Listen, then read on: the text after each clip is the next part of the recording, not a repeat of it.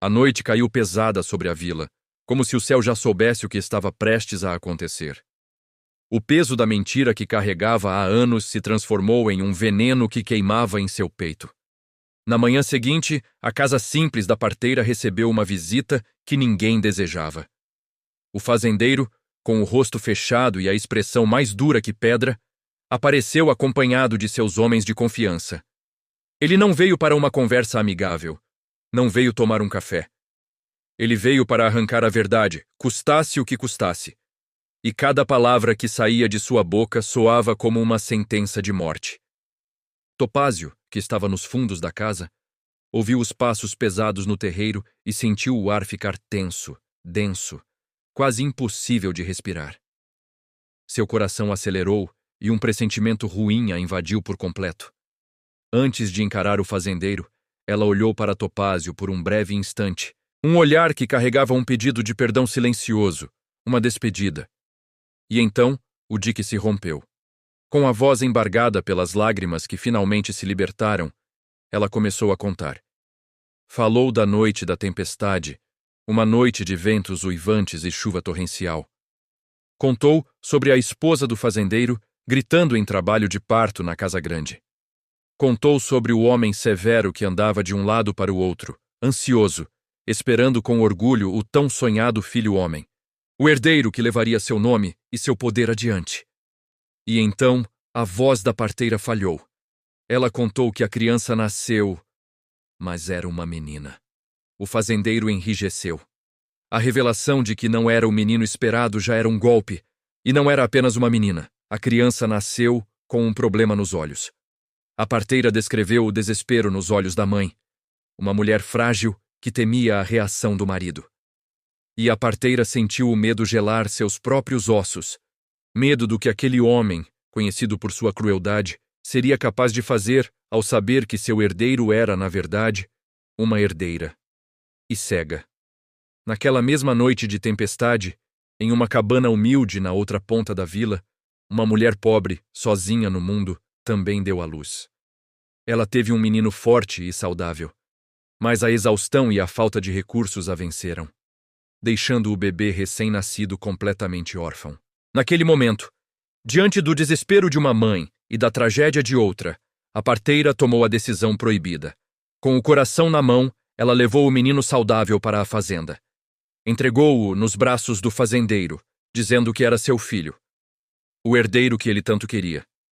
E a menina, a pequena bebê cega, ela a levou para sua casa simples, longe dos olhos julgadores da fazenda. Ela a criou como se fosse sua própria filha, amando-a com toda a sua alma. E deu a ela o nome de Topázio, porque acreditava que, mesmo na escuridão, aquela criança estava destinada a brilhar com uma luz própria. O mundo parou de girar. O fazendeiro ficou paralisado, como uma estátua. Por um instante, a raiva desapareceu de seu rosto, dando lugar a uma expressão de choque puro, como se o chão tivesse sido arrancado debaixo de seus pés. O herdeiro que ele criou com tanto orgulho, o filho a quem ele deu tudo, o menino que ele exibiu como um troféu, não era seu sangue. E a jovem que ele desprezou a vida inteira, a presença que ele nunca quis reconhecer, era sua verdadeira filha, sua única filha. Topázio ouviu cada palavra como se estivesse caindo em um abismo sem fundo. Suas pernas ficaram fracas, e ela teve que se apoiar na parede para não desabar. Sua mente tentava negar, tentava convencê-la de que tudo aquilo era um pesadelo horrível do qual ela logo acordaria. Mas as palavras da parteira, misturadas aos seus soluços de dor, eram claras demais para serem ignoradas. A vida que ela viveu, a pobreza, o preconceito que sofreu, a sensação de abandono, tudo, absolutamente tudo, tinha uma origem. Uma mentira. O fazendeiro, dominado por uma mistura avassaladora de choque, sua voz, sempre tão firme e autoritária, falhou pela primeira vez em muitos anos. Ele abriu a boca, queria dizer, minha filha. Mas a palavra não saía. Era um nó em sua garganta, um peso em sua consciência. Porque ele sabia, no fundo da sua alma, que não adiantava nada chamá-la de filha agora, não depois de uma vida inteira de dureza, de desprezo e de indiferença. Era tarde demais. Topázio recuou instintivamente. Não por ódio, não naquele momento, mas por uma dor tão profunda que parecia rasgar seu peito. Seu coração, de repente, não sabia mais onde se apoiar. A mulher que a criou tinha mentido. O homem que a desprezou era seu pai. Não conhecia o carinho daquele pai que agora a olhava com olhos estranhos. Ela só tinha a escuridão que aprendeu a navegar e a vencer sozinha, com sua própria força. O mundo dela, construído com tanto esforço, havia acabado de ruir. Enquanto o drama se desenrolava dentro da pequena casa, do lado de fora, os homens do fazendeiro, que ouviram tudo, não conseguiram guardar o segredo. A vila inteira começou a falar. As fofocas se espalhando de porta em porta. Na fazenda, o jovem que todos conheciam como o herdeiro sentiu o chão tremer sob seus pés. Ele percebeu que seu mundo, seu futuro, sua identidade, tudo estava por um fio.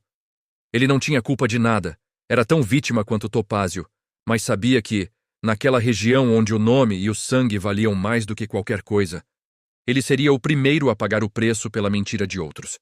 E então, quando todos na pequena sala achavam que a pior revelação já tinha sido feita, que não havia mais nada a ser dito, a parteira, com o rosto banhado em lágrimas, soltou uma última frase.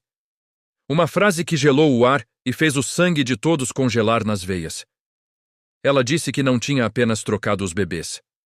A troca não foi só para satisfazer o orgulho do fazendeiro ou para salvar a mãe do desespero. Ela tinha salvado a menina, salvado Topázio de um destino terrível que a aguardava. E agora, com a verdade exposta, alguém poderoso faria de tudo para garantir que Topázio nunca descobrisse a história completa, para garantir que ela fosse silenciada. Porque o passado nunca perdoa. E a verdade, quando finalmente aparece, não traz apenas libertação, pairava no ar, prometendo que a tempestade que acabara de começar estava longe de terminar. O que mais a parteira sabia? De quem ela estava tentando proteger Topázio? A história de uma troca de bebês se transformou em algo muito mais sombrio e perigoso. O que acontecerá agora que o segredo foi revelado?